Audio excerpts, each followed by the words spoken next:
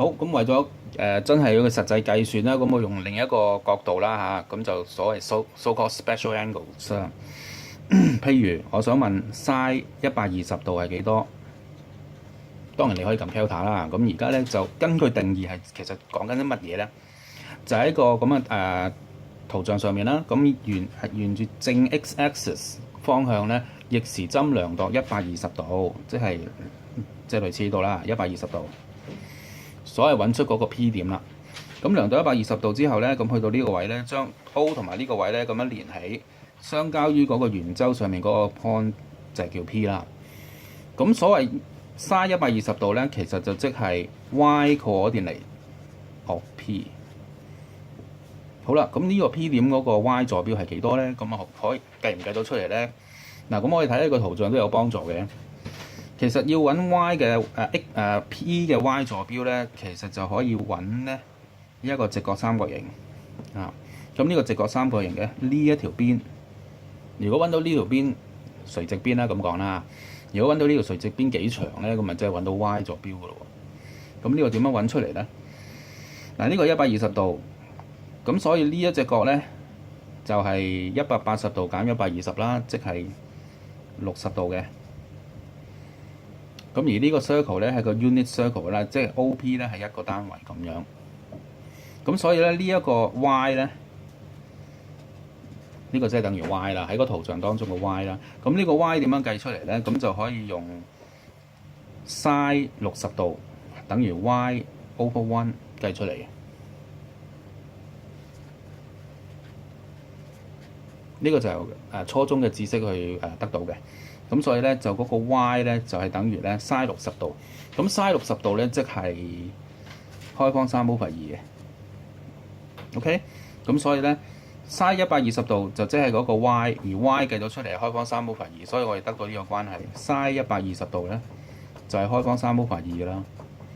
咁你可以用 Delta 去驗證一下啦。咁順便問埋啦 ，cos 120度有幾多啊？cos 120度咧，根據我哋剛才嗰個定義啦，就係其實就係 x 坐標嚟嘅 ，x coordinate of P。好，咁即係揾 x 坐標咧，即係揾 P 嘅 x 坐標，即係揾邊度咧？嗱，即係圖中 mark 住嘅呢一個位，呢個位咧就係 x coordinate of P 啦。咁呢個位係代表幾多咧？咁樣，咁我哋揾呢個位之前咧，可以利用翻剛才嘅直角三角形咧，揾翻呢個長度出嚟。呢個三角形嘅底邊啊，所謂。咁我姑且當呢個長度叫做A 先啦，揾個 A 出嚟。咁即係咧 cos 嗱，睇翻呢個三角形 cos 60度咧，就係底邊除斜邊。所以咧嗰個 A 咧就係等於咧 cos 60度，即係1/2。咁請問 P 嘅 x 坐標係幾多咧？係唔係1/2咧？嗱，小心啦 ！P 嘅 x 坐標咧喺呢個位置，而呢個位置咧喺 origin 喺零點嘅左邊嚟嘅喎。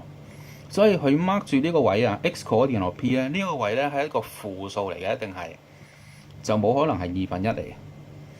呢個長度係1/2。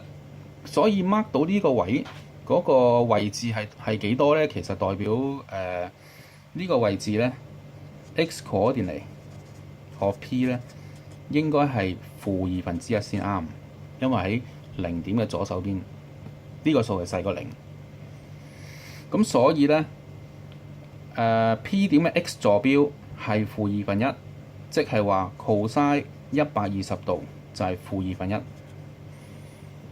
你見到咧 trickle 個 ratio 咧可以係負數，個原因好簡單啫，只不過係講緊喺 origin 嘅左邊，咁就係負數咯。咁順道講埋乜嘢係 tangent 120度啦。咁呢度咧亦都係用翻之前我哋中三學過一個知識咧 ，sin theta 係恒等於 tangent theta 係恒等於 sin theta over cos theta。所以 tangent 120度就係恒等於咧，就等於咧sin 120度 over cos 120度。